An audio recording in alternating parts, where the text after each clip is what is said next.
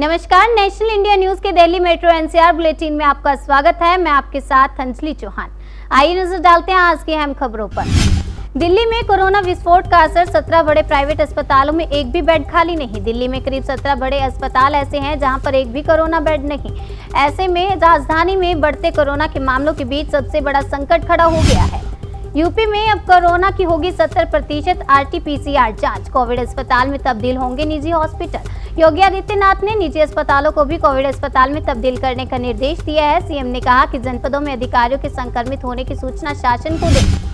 महाराष्ट्र के अमरावती में कोरोना मरीज को ले जा रही एम्बुलेंस में अचानक लगी आग। राहत की बात यह कि मरीज सुरक्षित है।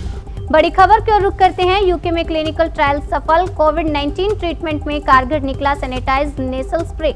पूरी दुनिया में जहां कोरोना संक्रमण की दूसरी लहर दहशत का सबब बनी हुई है, तो इन हालातों में ब्रिटेन से एक अच्छी खबर आई है। दरअसल यहां एक क्लिनिकल ट्रायल सफल रहा है। इसके मुताबिक सैनिटाइज से कोरोना संक्रमित मरीजों का इलाज काफी करना असरदार रहा है।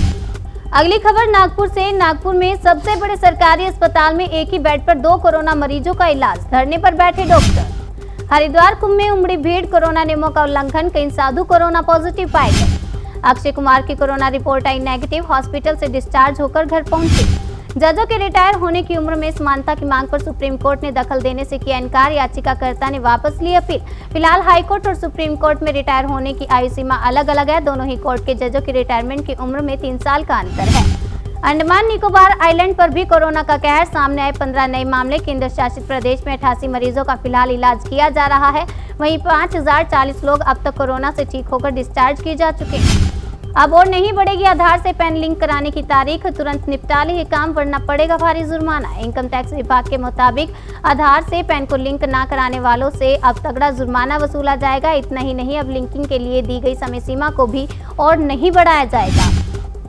दिल्ली में बेकाबू हुआ कोरोना। मुख्यमंत्री केजरीवाल ने 5000 कोविड बेड बढ़ाने के लिए केंद्र से मांगी मदद। मुख्यमंत्री केजरीवाल ने कहा कि कोरोना की जंग में हमारा सहयोग करने के लिए कोविड प्रोटोकॉल का पालन करें। जब तक आवश्यक ना हो तब तक अस्पताल ना जाएं। भारत में वैक्सीन बनाने की रफ्तार में आएगी तेजी। जुलाई तक किया जाएगा 12 मिलियन डोज का प्रोडक्शन। एक सरकारी अधिकारी ने बताया कि कंपनी को बेंगलुरु में कोवैक्सीन का उत्पादन शुरू करने के लिए टेस्ट लाइसेंस मिल गया है।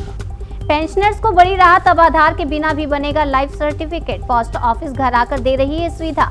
अब डिजिटल लाइफ सर्टिफिकेट के लिए आधार कार्ड की अनिवार्यता को खत्म कर दिया गया है। पोस्ट ऑफिस घर बैठे ही ये सुविधा दे रहा है। फ्लिपकार्ट ने अडानी ग्रुप से मिलाया हाथ। 2500 लोगों को मिलेगा रोजगार। लॉजिस्टिक्स और डेटा केंद्र क्षमताओं को मजबूत करने के लिए फ्लिपकार्ट ने अडानी समूह से समझौता किया है। इससे छोटे और मध्यम वर्गीय कारोबारियों को फायदा मिलेगा। LIC की इस पॉपुलर पॉलिसी में जमा करें 800 रुपए का प्रीमियम। मैच्योरिटी पर मिलेगा 5,25,000 का लाभ। जीवन लाभ में 3 पॉलिसी पीरियड का विकल्प उपलब्ध है। पहला 16 साल, दूसरा 21 साल और तीसरा 25 साल। LIC के 1 लाख से अधिक कर्मचारियों के लिए खुशखबरी। 20% तक सैलरी में हो सकता है इजाफा। प्रस्ताव के मुताबिक LIC कर्मचारियों की सैलरी 20% तक बढ़ सकती है। LIC मैनेजमेंट द्वारा भेजे गए इस प्रस्ताव पर वित्त मंत्रालय ने सैद्धांतिक रूप से मंजूरी दे दी है।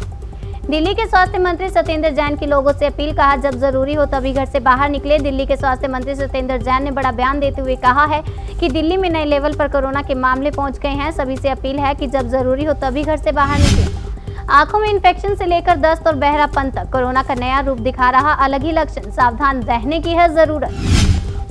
ताली थाली बहुत हो चुका। अब देश को वैक्सीन दो। राहुल गांधी का केंद्र सरकार पर तंज। इससे पहले राहुल गांधी ने कोरोना मामलों के साथ आम आदमी की समस्याओं और MSME सूक्ष्म लघु एवं मध्यम उद्योग क्षेत्र की समस्याओं पर भी केंद्र पर तंज कसा। 4 दिन में ही नोएडा ग्रेटर नोएडा पुलिस ने वसूला 12 लाख से ज्यादा जुर्माना। कोरोना के मद्देनजर देश के अन्य शहरों की तरह नोएडा में भी लगा है नाइट कर्फ्यू। इसको लेकर पिछले 4 दिनों में ही पुलिस 12 लाख रुपए से ज्यादा का जुर्माना वसूल कर चुकी है। दिल्ली मेट्रो एनसीआर बुलेटिन में बस इतना ही। बाकी की तमाम खबरों के लिए बने रहिए हमारे साथ और देखते रहिए नेशनल इंडिया न्यूज।